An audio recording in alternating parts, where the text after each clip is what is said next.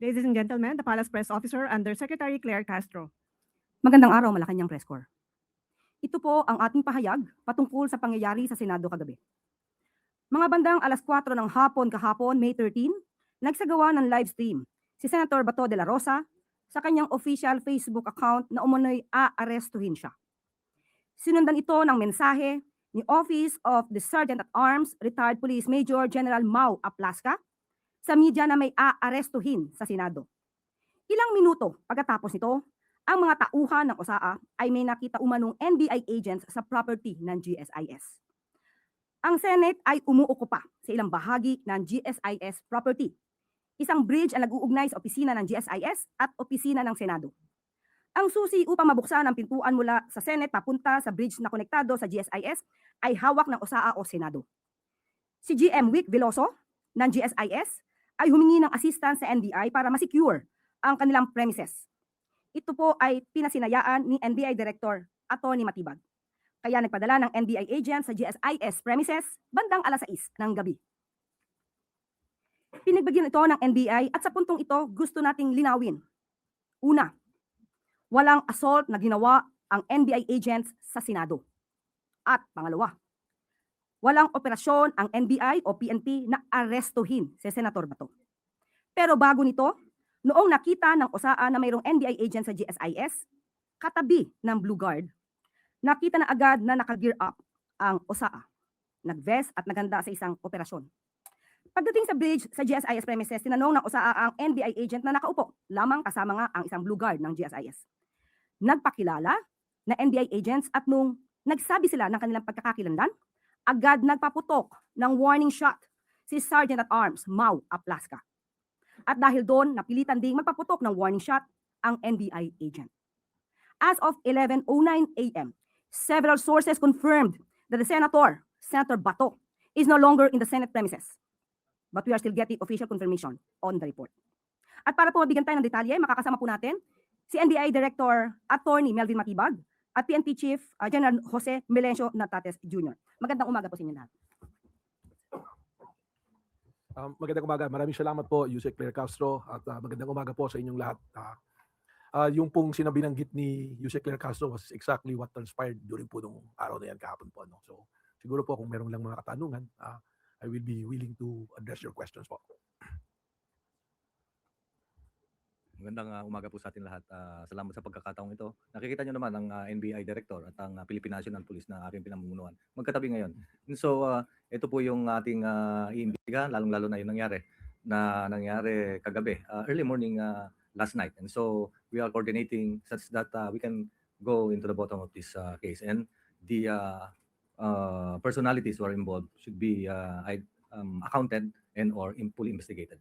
Not only for the NBI, but of course, including the personalities, especially the security personnel at the building of the GSIS, as well as the GSIS building being occupied by the Senate Security, led by the Sergeant of Arms. Ang tanong mula kay Maricel Halili, TV5. Magandang umaga po. Sir, may we have more details about Senator Bato de la Rosa? Meron na po ba kayong nakuhang impormasyon na totoong nakalabas na siya ng Senate premises? Sino po yung kasama niya na nakalabas? Paano po siya nakaalis at nasaan po siya ngayon? Sino po ba? Well, gaya po ng sinabi ng ating pong Yusek Claire Castro, we have yet to validate kung ano po yung report. Baka maganda po sa Senate po natin itanong, sa Senado, sa Office of the SecGen, po sa OSAA din po, dahil sila po ang makakakita talaga kung may actual po na paglabas o pag-alis po ni Senator Bato. Tumaasa rin po kami sa aming mga naririnig na balita at lumalabas po sa social media. But may we know kung ano po yung directives ni President Marcos when it comes to arresting Senator Bato? If you're referring po dun sa kahapon, wala naman, ang gaya po ng sinabi ko sa aking mga pahayag doon pa man, na wala pong instruction na arestuhin. Katunayan, kausap ko po buong araw si Secretary Bida ng DOJ kung saan po napapaloob ang National Bureau of Investigation.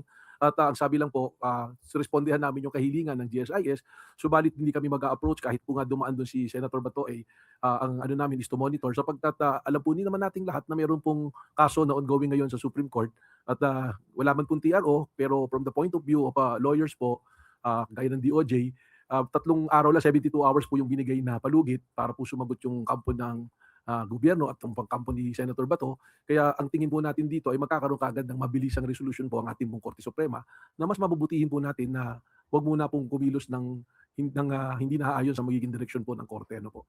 And sir, may we know kung sino po si Mel Oragon? Totoo po bang driver siya ng NBI? And bakit po siya may hawak na baril? Allowed po ba yun sa driver if that's the case? Well, sa ngayon po, when binalidate po namin yung pong aming records ng aming po mga ahente at mga employees, siya po ay hindi po opisyal na empleyado ng NBI.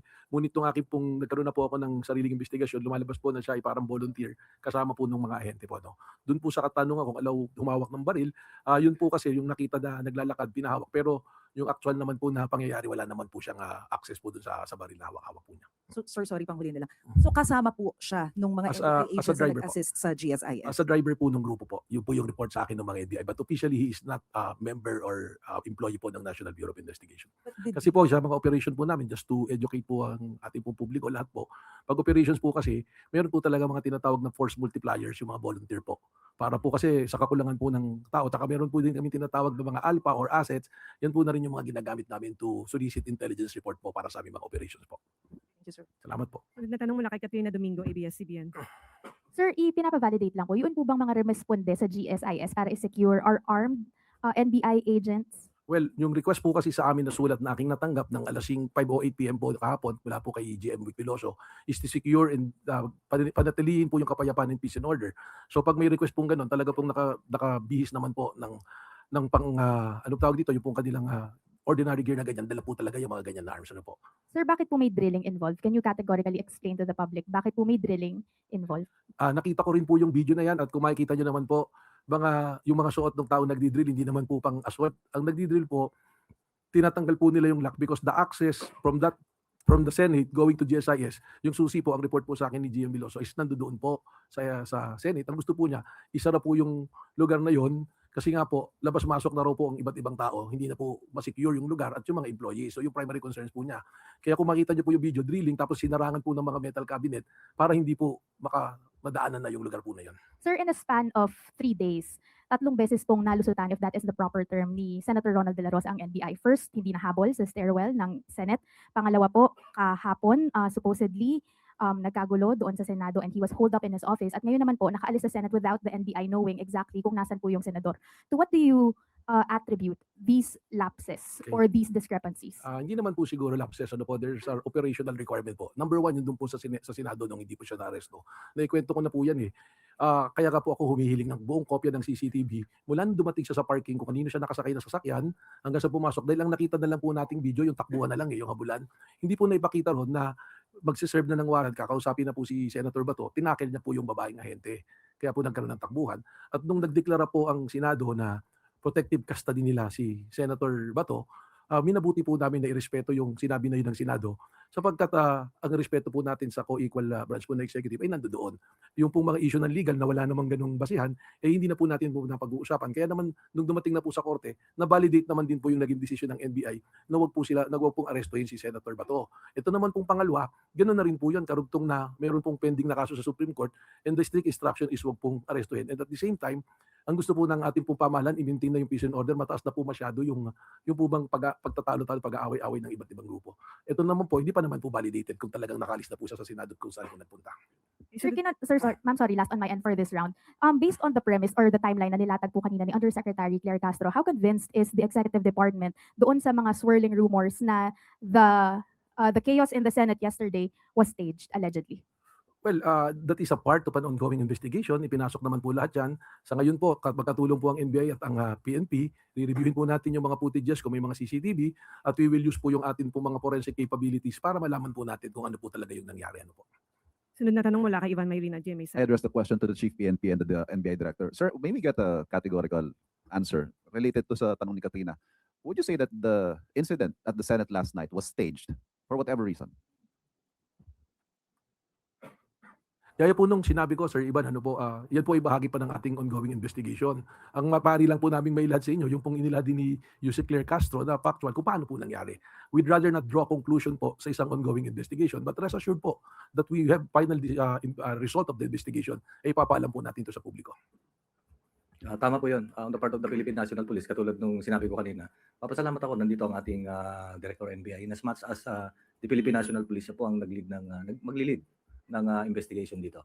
And of course, we need to account kung sino ang may armas and or sino ang security forces na nandun. Of course, meron tayong GSIS building security and nandiyan na rin ang NBI na were requested to beef up the security at that building. As well as we have the GSIS building being occupied by the Senate. So tinitignan natin yon. The security are, meron po tayong OSAA security, meron tayong PSPG to beef up the security ng OSAA. Actually, nagdagdag pa nga ng 10. Plus security coming from the PSPG, these are the or VIPs, especially our senators, and security na uniform coming from the armed forces, particularly the Philippine Marines. So one by one, we are accounting them and accounting as well as the usual interview investigation. Nanguna na of course ang ating OSAA and of course ang ating NBI nandito, and they will fully cooperate, especially in the usual investigation. And as of now, of course, there are about 20 personalities na nakita na. And it will be, these statements will be, i-compare po natin sa mga ebidensya, like for example, physical evidence, empty shells, lalo na yung ating CCTV footages. Sir, yung chief ng OSAA, si Mr. Mau Aplasca, is he under investigation? Or at least have you heard his version kung bakit po siya agad nagpaputok base doon sa narration ng events? Yes, sir. The case is now being investigated by the Pasay Police Station and in coordination and or with the CIDG. And the result is ibibigay namin soonest na matapos po. Sir, panghuli na lamang po. Lagi ho nababanggit na si Mr. Mau Aplasca, former Police General as well, ay mista ni Senator Bato. Bilang isang PMAyer din po. Tapos hindi maiwasang mamalisyahan, ika nga, na ngayon po nare-report that Senator Bato is already out of the Senate premises. Meron ho kayang relasyon, may kaugnayan ito, yung the relationship of PMAyers and helping each other out? Well, on my part, I'm a graduate of Philippine Military Academy. Pagdating sa organization yun, of course, doon ako natuto. But isa sa mga natutunan natin is, of course, isa lang like investigator, let no person deter you from the truth, and to ensure that justice is done. Sir, We will ensure that. last na lang po kay Director Matibag. Sir, kahapon kagabi sa pahayag ng Pangulo, ang sabi niya, tinawagan niya agad kayo, tinanong niya, may NBI ba doon? Sinabi niyo po wala. Pero nabanggit niyo po ba sa kanya na nagpadala kayo ng tao sa GSIS? Well, malinaw po yun. I think the President is referring to the Senate grounds kasi ang pumasok naman pong ulat talaga, nagbari na sa Senado, hindi po ba narinig naman po niyo yun? Tapos sabi ko, nung tinanong ako, Isn't categorically, that an important bit of information, sir, that Yes. the President would have... I'm going there po, Right. Sir Ivan, po. I'm just laying down the premises. Pasensya na po kayo. Po. Ang sinabi ko nga, I'm sure na wala po tayong tao sa Senate premises, sa Senate building po. Pero nag-request po si GM Vic Veloso na magpadala po ng NBI. So yun po yung nangyari. Meron po tayong mga NBI doon po sa GSIS. Yun po yung sinabi ko. At yung sinabi ko pa nga, yung pong ibang NBI natin ay nasa labas po lang. At wala pong mga dalang armas. Po. Kasi yun po yung mga intel personnel po namin. Salamat po. So, tatanong mula kay Hannah Sancho, DZAR. Good morning, sir. Para po kay Attorney Matibag. Sir, sinabi po ni Senator Aimee, according daw po sa NBI agents na nakausap nila, na inutusan daw po sila ni President Bongbong Marcos directly at personally to arrest Senator Bato at all costs. At kahit sino pa po ang mamatay, kahit sino pa ang madali, basta pasukin po si Bato, ngayon din, end of quote. Would you like to comment? Opo, unang-una po, sino po kaya yung NBI agent na kausap niya? Kasi kung nagre-refer po siya dun sa nahuli na driver, hindi po NBI agent yun, ano po. At pangalawa po, na mas importante, wala pong naging ganong utos si Pangulo. Sa totoo po, ang utos po ni Pangulo, through Secretary Eric Bida, wala tayong gagawin pag-aresto o ano mga pagpasok sa Senado po, sapagkat inirespeto nga po natin ang prosesong nangyayari po sa Korte Suprema. Katunayan po, yung pong aking instruction, strict instruction sa mga NBI po na ipinadala po sa GSIS, na kahit makita si Senator Bato, just monitor at tingnan po kung ano mangyayari. Wala pong pang-aresto. Kaya hindi ko po alam kung saan po nanggagaling ang ating pubutuing Senator Ivy Marcos. Ano po? And in another video po na pinost niya, she mentioned na sinabi daw ng NBI agent na ang utos daw ay galing kay NBI Organized and Transnational Crime Division's Chief Attorney Jerome Bomediano po sa kanilang operations po. Well, unang-una po, si Jerome Villano is, yan po, I can confirm na he is a member of the Bureau. Pero wala nga po siya ron sa operation, birthday po niya ng anak kahapon. At kami po, ang buong NBI family, nandoon po lang kami sa katabi ng opisina namin, na kami po nagkakaroon po ng planning, catch-up plan po, mula po kahapon hanggang bukas po ng Biyernes. Kaya mabuti po siguro si Senator Ivy po, tanungin natin at ipakita po ang ebidensya kung saan po nanggaling. Kami naman po sa Bureau, bukas po kami sa investigasyon. At katunayan, sinabi ko nga po kay General Natates, yung mga identify po na ating pong ahente na pumasok sa GSIS, ay amin pong isusumite sa isang malayang investigasyon po ng Philippine National Police po. Last question on my part, ma'am. This morning po, nag-post po si Senator Amy ng letter addressed to the President and sinabi niya dito that in view of the serious allegations and without prejudging the outcome of any investigation, I respectfully urge the following officials to be temporarily relieved from their duties pending the completion of a full, impartial, and independent inquiry. NBI Director Attorney Melvin Matibag, NBI National Capital Region Chief Attorney Emeterio Dongallo Jr., and NBI Organized and Transnational Crimes Division Chief Attorney Bomediano po. Would you like to comment, sir? Well, that is the prerogative of the good senator. Pero tayo naman po, nagsisilbi po tayo sa pleasure po ng ating appointing authority at kung ano po yung mandatong ibinigay po sa atin. At ako naman po, nakasisiguro po kayo at nakita nyo naman, wala po namang pagkilos ang NBI na hindi po sumunod sa batas at sa proseso. So, yun lang po yung masasabi ko dyan. Sunod na tanong mula kay Harley Balbuena, IBC 13. Hi, sirs. Sir, just in case ma-confirm natin na nakaalis na talaga si Bato sa Senado, ano po yung magiging immediate response natin? Magkakaroon ba tayo ng, sorry for the term, manhunt operation?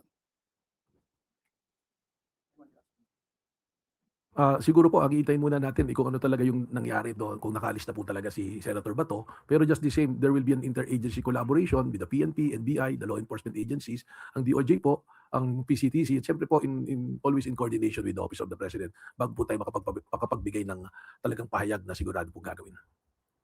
PNP Chief Natates. Sir, can the Philippine National Police under your leadership ensure that no special treatment will be given to Senator Ronald Bato de la Rosa, who is a former PNP chief? Wala po tayong special treatment yan. We implement the law without fear or favor. And the Philippine National Police ay of course for any eventuality, arrest or whatsoever, we are always preparing ourselves para ma-improve ang ating operation and back up by strong collaboration with the concerned agencies, especially the Department of Justice in cases of warrant of arrest. And of course in different law enforcement agencies. Sunod na tanong mula kay Ivy Reyes, Billionario. Hi, good morning po, PNP Chief. From your professional experience and capacity as PNP Chief, how would you assess the direction of the gunshots? Kasi po yung direction ay medyo mataas, tapos sa glass door and it's just one location, sir.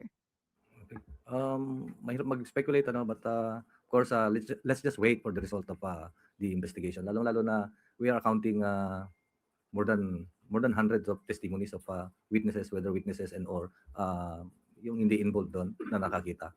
And different physical evidence na nandun. And actually, hindi ko pa nakita yung kanilang yung ginawa ng SOCO. Meron silang reconstruction doon. Okay, so we'll update the media and the public about the result of this investigation. Director Matibag, may we know why the last minute request of GSIS? Kasi 5 p.m. po nag-request, 6 p.m. po kayo dumating. What's the urgency po? Ma'am Ivy, it's a good question. Actually, nung Monday pa lang po, meron na po kaming presence doon, verbal communication po sa kanya. Tapos early on, verbal communication. But mas maganda, nagpadala na rin po siya ng sulat for our record purposes kasi nasa labas po ako ng opisina noon para po duman doon sa proper channeling po pag po makarating sa akin. Sunod na tanong mula kay Tuesday New, DCWB. Good afternoon, sirs. General Natates, sir, how soon po na mailalabas at least yung initial result of investigation para maisubmit din nyo kay Presidente at malaman niya yung chronology of events? Yun po kasi yung mahalaga dito sa nangyaring ito dahil sa lumalabas na iba't ibang mga narratives. So, binigyan po ba kayo ng deadline ni Presidente para at least makukuha niya yung initial report? Okay. Sinabi ng ating Presidente, of course, pagka nag-iimbestiga ang isang law enforcement agency and especially in solution of a case, and in this case, an incident na nagkaroon ng exchange of gunfire or nakarinig ng gunfire kasi di natin masabi pa if there is an exchange of gunfire because pag sinabi mong exchange of gunfire ay nagkatutukan and or the bullets are geared towards you. So, yun ang tinitignan natin sa katulad ng sinabi ng ating kapatid dito na kung ang appreciation is staged ba or nagkaputukan na magkasakitan. So we are doing that and I'm enforcing all the necessary resources to speed up and resolve this incident. Thank you, sir. To Director Matibag, sir, sabi niyo kanina, we have yet to verify kung nakaalis na nga ba talaga si Senator Bato sa premise ng Senado. With the presence of technology po ngayon, ini-expect po ng taong bayan na mabilis niyong mabe-verify yan. Pwede namang makipag-coordinate ka agad sa NAIA kasi may mga information din na sinasabi, possibly baka makalabas ng bansa. So how soon po natin na ma-verify itong information na ito? Well, today, unang-una natin tatanungin siyempre yung mga nandoon sa Senado. That's why I'm directing that the question should be addressed to probably the Secretary General of the Senate or the Sergeant of Arms of Senate. Kasi sabi mo nga yung technology, hindi po ba? So definitely there are CCTV footages na pwedeng makita po kung umalis po siya ron. Yun naman pong tanong tungkol sa MIA po, sa airport kung may mga duman doon, we will also follow that lead. So titingnan din po natin lahat yan. Ano po? And ito po ba ay malalaman sa loob ng araw na ito din? Palagay ko naman po. Kasi yung kung pagtatanong pa lang po dun sa Senado, baka hindi na po natin kailanganin yung mga technology. We just have to ask the Secretary General. Siguro po, kaya ko po binabanggit ito, if you recall, sinabi po ng mga senador that Senator Bato is under their protective custody, di po ba? At yun po yung naging consideration ng NBI kung bakit hindi po namin ituloy yung paghuli. Meaning, nung sinabi mo pong under protective custody, meron po akong sinabing statement noon na sana pagkakailanganing iharap si Senator Bato sa isang mang korte o kung saan mang ahensya na kailangan siyang humarap, ang Senado po ang may karapatan, no? Ibig sabihin sila yung may responsibilidad po na iharap po si Senator Bato. Thank you po. Sunod na tanong mula kay Christian Yusores, DZMM. Good morning, sirs. Were you able to attend po yung meeting with the President this morning? Sir Melvin and Sir Tartates. Opo, meron po kami pagpupulong. Nagkaroon po ng pag-uulat sa nangyari po kahapon. And ano po yung mga may naging bilin po ba ang Presidente or instructions moving forward after the incident last night? Meron po, siguraduhin ng investigasyon ay makatotohanan at parehas at lumabas kung sino talaga ang mga may pagkukulang at kung ano talaga ang may mga pananagutan at siguraduhin tawagin at pananagutin yung mga tao may dapat panagutan sa pangyayari pong ito. And then one last na lang po, dahil verify pa natin kung talagang nakalabas na ng Senate si Senator Bato, just in case po na talagang na-verify natin na he's already out of the Senate premises, haharangin po ba ng authorities natin si Senator Bato just in case lalabas siya ng bansa or nasa mga exit points siya ng bansa? Pagkatapos po siguro nitong pagpupulong namin na to, we will call for our interagency coordination kasama po ang DOJ para po mas malinaw po na direksyon. Yung pong katanungan niyo, pasensya na po because baka beyond the pay grade po namin ni General Nartates ano po. Thank you. Sunod na tanong mula kay Rafi Ayang, Daily Tribune. Hi sir, isa po sa mga tanong na tinatanong ng ating mga kababayan, can you identify po kung sino yung senador na allegedly nagsakay kay Senator Bato papasok ng Senate building? Meron naman na pong kaming official report pero if you will allow, siguro po ako makikiusap to head into suspension muna na ilabas namin. Masyado na pong maraming kaguluhan pero kayo naman po by process of elimination ay makikita nyo na po kung sino nagsakay. Kaya nga po, meron kaming report pero mas mabuti po sana na ang OSAA po will share the footages of CCTV mula po sa parking lot at hanggang sa lumabas. So we have been requesting po na ipakita yon dahil yung nangyari po nung Lunes, ang nakita lang po natin yung habulan na sa hagdanan eh. Yung pong pagpasok mula sa parking hanggang makarating doon sa hagdanan, hindi po natin nakikita. So baka pagka matanong din natin po sa Senado na baka pwedeng mabigyan po tayo ng kopya para makita natin kung kanino pong sasakyan na sumakay. Although narinig ko po may admission na si Senate President na sa kanya sumakay. Well, mas maganda po talaga makita natin po yung CCTV ano po.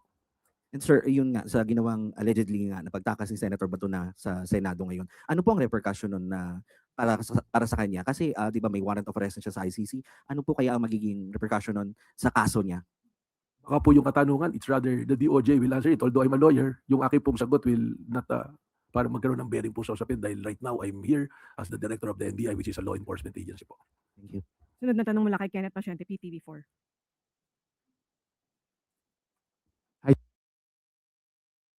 Sirs, good morning po. Sir, tanong lang, are we also, iimbestigahan din po ba natin yung mga senador na posibleng tumulong kay Senator Ronald Bato de la Rosa na makatakas, if ever man po, na makumpirma na wala na nga po siya sa Senado? May mga records naman po lahat yan. And again, we will defer that decision to the Department of Justice ano po, because that is a legal issue. So salamat po. Sunod na tanong mula kay Maricar Sargan, Brigada. Sir, good morning. Balikan ko lang po ulit yung detalye doon po sa napaulat na putukan. Kasi nabanggit kanina ni Yusek Claire Castro na ang nagpaputok ay yung USAA after na kumprontahin ng NBI. Kumusta ho yung NBI agent ninyo, sir? And ano pa po yung dagdag na detalye regarding dito?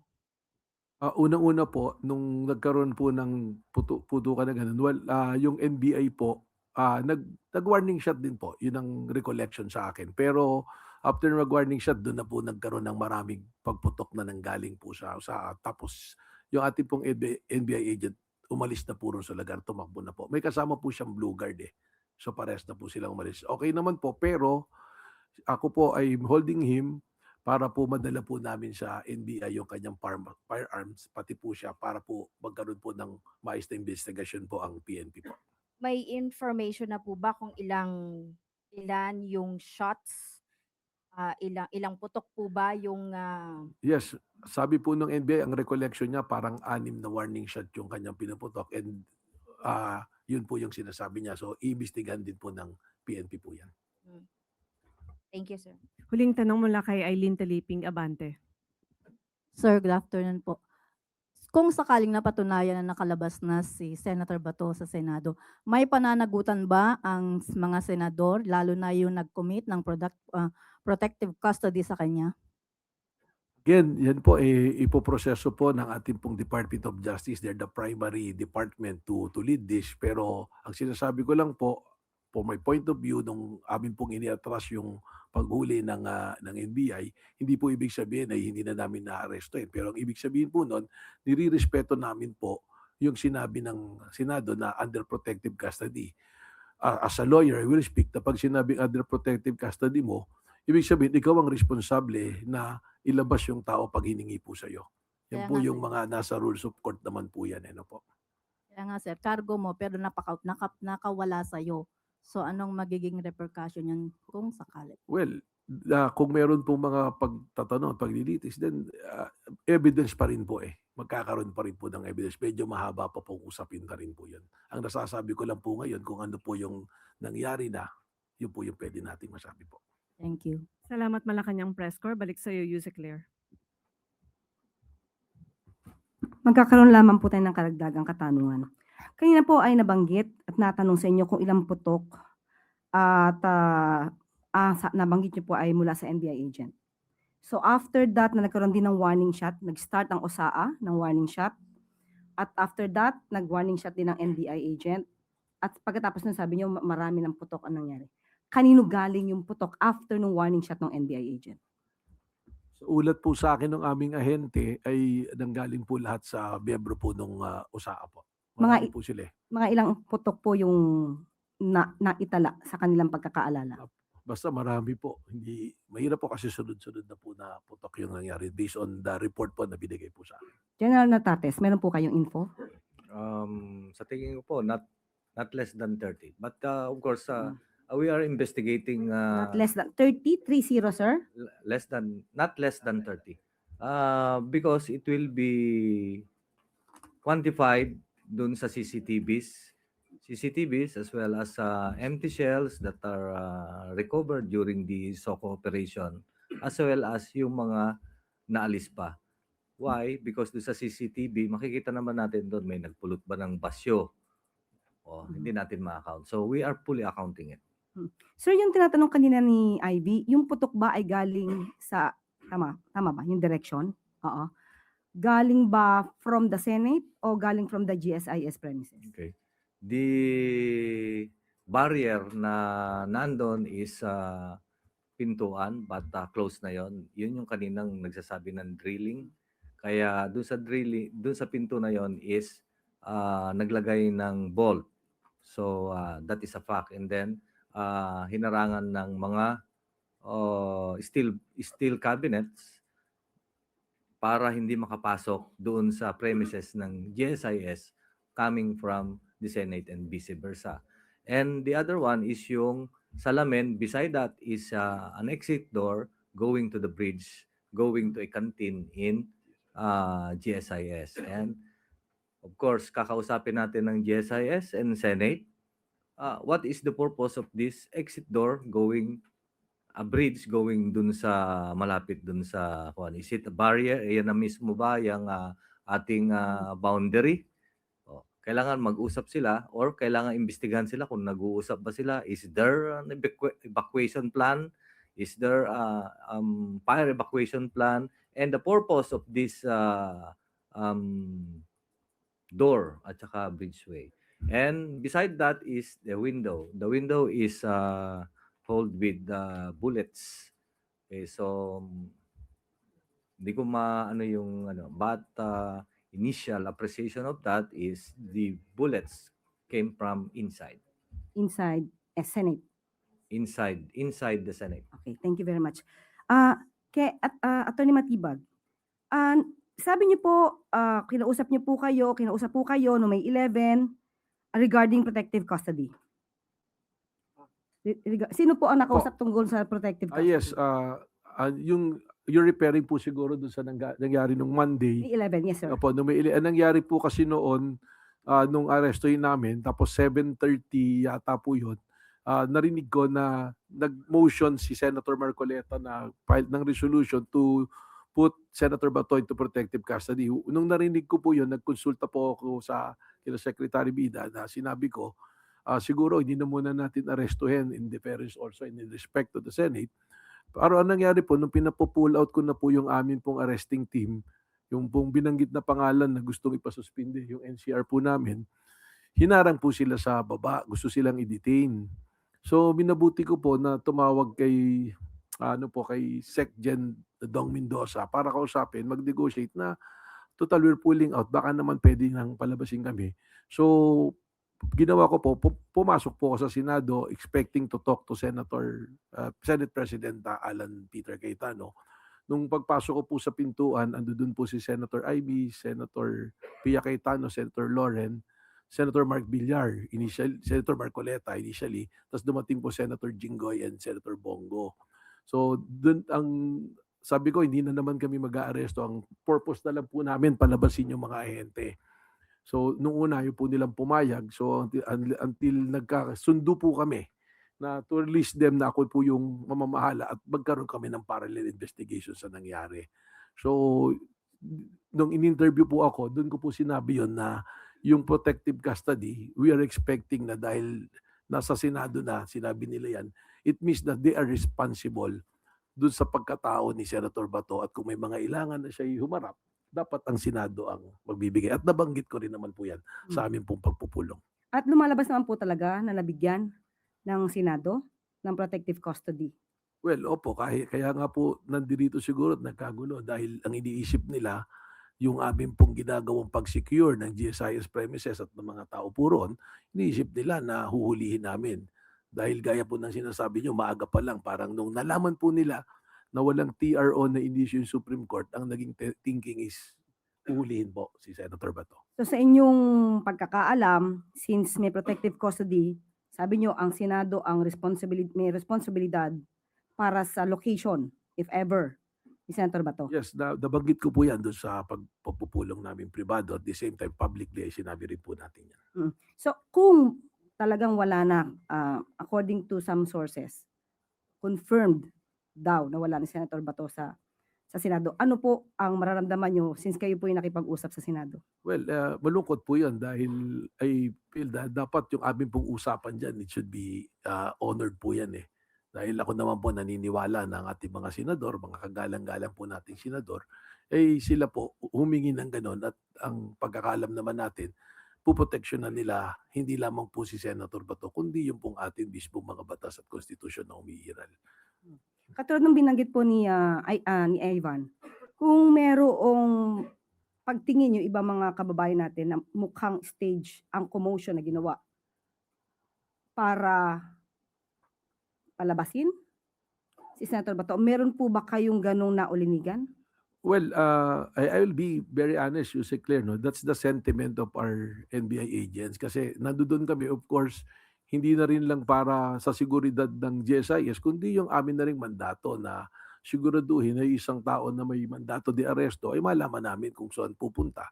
Lalong-lalo na nakita naman natin, 6 na buwan din nagtago mula nung nabalitang may warrant. So isa na po sa aming tinitingnan yon. Kaya naman po, doon sa ibang mga katanungan tungkol doon, ang sinasabi ko lang, we will always defer to the judgment of the Department of Justice dahil sila po yung primerong ahensya na namumuno po rito. Maraming salamat sa ating NBI Director Attorney Melvin Matibay and of course PNP Chief General Jose Melencio Natat. Ay, Matibay kasi. Okay. Nagsasabi po ng matibay, kilala ko po yan, Mama. Ano po ba? Ulitin po natin. Take 2. Okay. Maraming salamat kay NBI Director Attorney Melvin Matibag at PNP Chief General Jose Melencio Nartates Jr. At tandaan po natin, ang bagong Pilipino ay para sa katotohanan at hindi para sa pagko-cover up. At dito po nagtatapos ang ating press briefing. Magandang araw para sa bagong Pilipinas.